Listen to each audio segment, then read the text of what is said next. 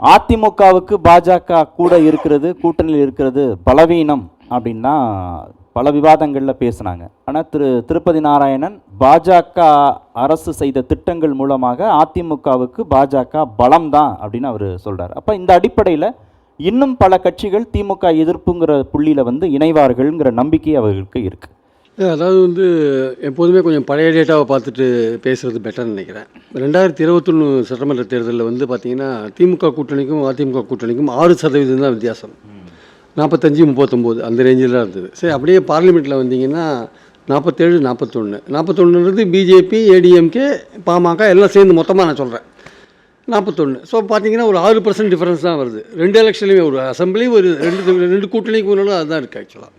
அப்போ அந்த 6% எப்படி சரி கட்டுறதுன்ற ஒரு முயற்சியில் பாஜக அதிமுக அணி ஈடுபடுவது இயல்பான ஒரு விஷயம். அப்போ அது அவங்க ஈடுபடுறதுக்கான வாய்ப்புகள் எப்படி இருக்குன்னா ஆன்டி இன்குபன்சி மூலமாக அது கிடைக்கிறதுக்கான வாய்ப்புகள் இருக்குது. இப்போ ஆன்டி இன்குபன்சி உருவாயிருக்கான்னா ஆன்டி இன்குபன்சி உருவாயிருக்கு, அதில் சந்தேகமே கிடையாது. திமுக ஆட்சிக்கு எதிரான அதிருப்தி இருக்கான இருக்குது. ஆனால் அந்த ஆட்சியே ஒழிச்சு கட்டணும் அப்படின்ற எண்ணம், அந்த வெறித்தனம் மக்கள்கிட்ட வந்திருக்கானா அது இதுவரையும் என் கண்ணுக்கு தெரியல. ஆனால் அதிருப்தி இருக்கு. மணல்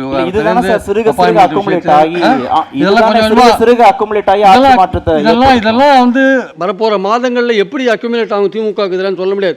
இப்போ என்ஃபோர்ஸ்மெண்ட் பல விதமான கேஸை போடுறாங்க, மணல் விஷயத்தில் போடுறாங்க, முனிசிபல் அப்பாயின்மெண்ட்ஸில் இன்ஜினியர் அப்பாயின்மெண்ட்டில் 888 கோடி ஊழல் அப்படின்றாங்க. இதெல்லாம் எப்படி வரும்னு சொல்ல முடியாது.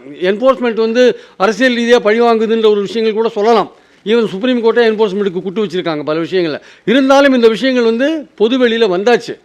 ஏற்கனவே அதிமுக எடுத்த பல விஷயங்கள் தவிர புதுசாக திமுக ஒரு வருஷத்துக்கு முன்னாடி திமுக மேலே ஊழல் குற்றச்சாட்டு கிடையாது, நல்லா பார்த்தீங்கன்னா தெரியும். ஆனால் இன்றைக்கி திமுக மேலே பலவிதமான ஊழல் குற்றச்சாட்டுகள் இருக்குது. அது உண்மையா பொய்யா, அது நடந்ததா நடக்கலையா நமக்கு தெரியாது. ஆனால் 2 ஸ்டேட்மெண்ட்டுக்குமான இடைவெளி எப்படி புரிஞ்சுக்கிறது? எந்த 2 ஸ்டேட்மெண்ட்? நீங்கள் சொன்னீங்க இல்லையா, இது வரைக்கும் ஊழல் குற்றச்சாட்டுகள் வரல, ஒரு வருஷத்துக்கு முன்னாடி வரையும் இல்லை, இப்போ வருது. இப்போ வருதுன்னா அதுக்கு பதில் சொல்ல வேண்டிய கட்டாயத்தில் திமுக இருக்குது. அது அவங்க அரசியல் ரீதியாக எங்கள் மேலே பழி சொல்கிறாங்கன்னு ஒரு விஷயத்தை சொல்லலாம். ஆனால் இதெல்லாம் பொதுவெளியில் பேசப்படுற ஒரு விஷயமா மாறும். இதெல்லாம் மாறாது இருக்காது. இப்போ இன்னும் நம்ம எதுக்கு கொடநாடு இன்னும் பேசிகிட்டு இருக்கோம்? நம்ம அதிமுக எடப்பாடி சம்மந்தப்பட்ட விஷயம் வரும்போது கொடநாடு, இன்றைக்கி செங்கோட்டையன் பேசுகிறாரு, இன்றைக்கி ஏன் கொடநாடு பேசுகிறாரு? வேறு பல விஷயங்கள் பொதுவெளியில் வந்துடுத்துலாம் சார், அது பேசப்படுற ஒரு பொருளாக மாறும். திமுகவுக்கும் அந்த நிலைமை வந்திருக்கு. அது திமுகவை பொறுத்த மட்டும் நிர்வாக ரீதியாக அல்லது மக்களுக்கு நல்வாழ்வு திட்டங்கள் செய்கிறது மூலமாக பலவிதமான ஒரு ப்ரோ இன்குபன்சி அதை உருவாக்குறதுக்கான ஒரு முயற்சியில் இறங்குறாங்க. அது இலவச பஸ் பயணம் ஆகட்டும், இல்லை 1000 ரூபாய் கொடுக்குற விஷயங்களாகட்டும், இல்லை மகளிருக்கு காலேஜ் போகிற பெண்களுக்கு உரிமை தொகை கொடுக்கறது, தொகை 1000 ரூபாய் பசங்களுக்கு கொடுக்குறதாகட்டும், பிரேக்ஃபாஸ்ட் பெரிய ஒரு விஷயம் அது கொடுக்குறதாகட்டும், 17-25 லட்சம் பேர் கொடுக்குறதா, இதெல்லாம் ஒரு பாசிட்டிவான ஒரு வைபாக இருக்குது. ஆக்சுவலாக பாசிட்டிவான ஒரு ட்ரெண்டாக இருக்குது. ஆனால் உங்களுக்கு நேர எதிராக மக்கள்கிட்ட பேசப்படுற விஷயம் வேறு மாதிரி இருக்குது. இது ஒரு பாசிட்டிவாக நீங்கள் மக்கள்கிட்ட போய் மைக்ரோ லெவலில் பூத் லெவலில் நீங்கள் வேலை செஞ்சு ஓட்டு வாங்குறதுக்கான ஒரு விஷயத்தை திமுக பண்ணுறாங்க. அதாவது ஒரு பாசிட்டிவாக ஓட்டு வாங்கி 5 வருஷத்துக்கு அப்புறம் பதவிக்கு வர்றது ரொம்ப கஷ்டமான காரியம். ஏன்னா என்றைக்குமே இப்போது அதிமுக 10 வருஷம் ஆட்சி செஞ்சுது.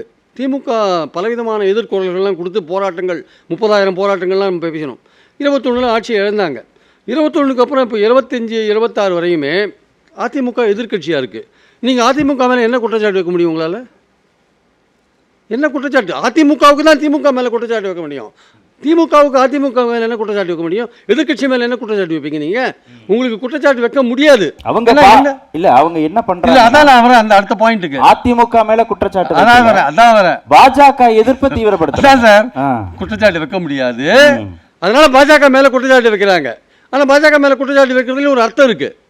21 பார்த்தீங்கன்னா பலவிதமான நிதி கொடுக்கறதுலேருந்து, மொழியை திணிக்கிறதுலேருந்து, வேறு பல விஷயங்கள் கவர்னர் மூலம் குடைச்சல் கொடுக்கறதுலேருந்து பார்த்தீங்கன்னா அவர் நாராயணனை கேட்டால் அவர் சாதகமான விஷயங்கள் பலது சொல்வார்.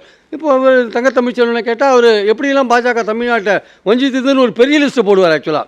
அப்போது பாஜக அதிமுக அணியில் அதிமுகவை எதிர்த்து பேசுகிறதுக்கு எந்த விஷயமும் திமுகவுக்கு கிடையாது. ஆனால் பாஜகவை எதிர்த்து பேசுறதுக்கு நிறையா இருக்குது. அப்போது பாஜக பின்னாடி இருக்கிற அதிமுக பாஜகவுக்கு துணை போது தமிழகத்தின் நலன்களுக்கு விரோதமாக போகிற பாஜகவுக்கு துணை போகிற அதிமுகவுக்கு ஓட்டு அப்படின்ற ஒரு கேள்வியை கேட்குற நிலைமைக்கு தான் திமுக தள்ளப்பட்டிருக்கு.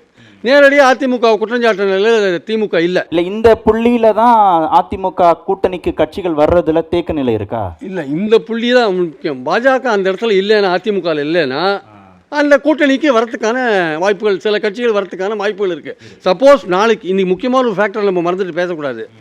அதாவது இன்னைக்கு பாலிடிக்ஸில், தமிழ்நாடு பாலிடிக்ஸில் நீங்கள் விஜய் என்ற கேரக்டரை ஒதுக்கிட்டு நீங்கள் பேசியிருந்தீங்கன்னா அது சரியான அரசியலாக இருக்காது. அவருக்கு என்ன செல்வாக்கு இருக்குது, எது செல்வாக்கு இருக்குது, அவர் அன்டெஸ்டடாக இருக்கார், அந்த விஷயங்கள்லாம் பல பேர் பேசுகிறாங்க. ஆனால் அவருக்கென்று 8%, 10%, 7%, 6%, இல்லை 12%, ஏன் அவங்க சொல்கிற மாதிரியே 20% கூட ஓட்டு இருக்குன்னு வச்சுக்கோங்க.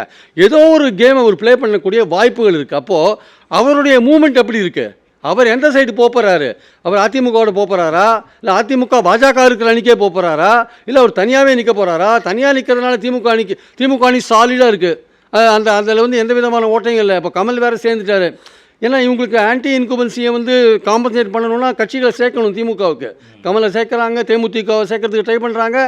எல்லாமே ஆன்டி இன்குபன்சியை வந்து அதை வந்து அந்த விஷயங்களை வந்து ஓரங்கட்டிட்டு வாக்குகளை சேர்க்க வேண்டிய அவசியம் திமுக அணிக்கு இருக்குது. ஆக்சுவலாக வந்து அதிமுக அணிக்கு என்ன இருக்குன்னா, அந்த எதிர்மறையான போக்கை இன்னும் அதிகப்படுத்துறதுக்கான தேவை இருக்குது. அதுக்கு கட்சிகளை சேர்க்க வேண்டிய அவசியம் இருக்குது. அப்போது அதிமுகவும் தாவேகாவும் சேர்ந்ததுன்னா பாஜக இல்லாத அந்த கூட்டணியில் வேறு பல கட்சிகள்லாம் விளையாடுறதுக்கு வாய்ப்பு இருக்குது. பாஜக அங்கே இருக்கிறதுனால தான் வந்து சில கட்சிகள் வரமாட்டேனாங்க. ஆக்சுவலாக பாஜக இல்லை வச்சுக்கோங்களேன், நாளைக்கு திமுக கூட்டணியிலேருந்தே சில கட்சிகள் வந்து அதிமுக தாவேகா கூட்டணி வருது வச்சுக்கோங்க, திமுகலேருந்தே ஏதாவது பிரச்சனை வந்தால் சில கட்சிகள் வரதுக்கான வாய்ப்பு இருக்குது. தாவேகாவும் பாஜக இல்லைன்னா வருவதற்கு வாய்ப்பு இருக்குது. தாவேகாவும் பாஜக இல்லைன்னா வரதுக்கு வாய்ப்பு இருக்குது. ஆனால் கடைசி கட்டமாக அதிமுக தாவேகா பாஜகன்னு ஒரு கூட்டணி வருவான்னு கேட்டிங்கன்னா அதுவும் நான் 1% அது கூட ஒரு இருக்குன்னு தான் நான் நினைக்கிறேன். ஆக்சுவலாக அதுக்கான வாய்ப்பும் நான் வந்து மறுக்கிறதுக்கு இல்லை.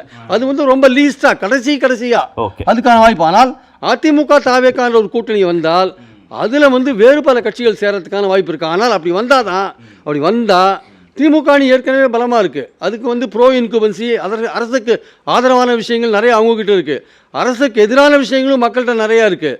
தாவேகா அதிமுக கூட்டணி இன்னும் சில கட்சிகள் சேரும்போது பாஜக இல்லாமல் அந்த கூட்டணி அதிமுக தாவேகா கூட்டணி திமுகவுக்கு சரியான சவாலாக. அதாவது பாஜக அதிமுக கூட்டணியில் இருக்கிறதுனால தான் அதிமுகவோட பல கட்சி சேரலைன்னு ஒரு கருத்து வைக்கப்படுது. பாஜக இருந்தாலும் இடம்பெறக்கூடிய கட்சிகள் தான் பாமகவும் தேமுதிகலாம். அவங்களுக்கு பாஜக இருக்கிறது ஒன்றும் பிரச்சனை இல்லை. புதிய தமிழகத்துக்கு பாஜக ஒரு பிரச்சனை இல்லை. அவங்க வந்து பாஜக இருந்தும் ஏன் வரவில்லை? அதிமுக பாஜக அணியில் இடம்பெறக்கூடிய எந்த விதமான முரண்பாடும் இல்லாத பாமகவும் தேமுதிகவும் புதிய தமிழகமும் ஏன் அதிமுக பாஜக கூட்டணி இதுவரைக்கும் உறுதிப்படுத்தாம இருக்காங்க? சரி, அது இப்போதைக்கு தான், அது இறுதி வரைக்கும் வரவே மாட்டார்கள்னு ஒரு முடிவுக்கு வர முடியாது. இப்போதைக்கு அவங்க அவர் அட்வான்ஸ் புக்கிங் பத்தி சொன்னார் நாராயணன். அட்வான்ஸ் புக்கிங் பண்ணிட்டு இருக்காங்க திமுக அப்படின்னு. ஒரு வருஷத்துக்கு முன்னாடியே வந்து நீங்கள் அட்வான்ஸ் புக்கிங் பண்ணிட்டீங்களா அதிமுகவை? நீங்கள் அட்வான்ஸ் புக்கிங் பண்ணியுமே உங்கள் அணியில் இடம்பெற்ற கட்சிகள் ஏன் உங்கள் அணியில் இல்லைங்கிறது தான் என்னுடைய கேள்வி. அதுதான் வந்து அமித்ஷா அவர்கள் இன்னும் பல்வேறு, இவங்களை மட்டும் நான் சொல்லலை, கட்டமைக்கப்படும், இன்னும் எங்களுக்கு டைம் இருக்குது, இருந்தாலும் we are very strong now அப்படிங்கிறதான்.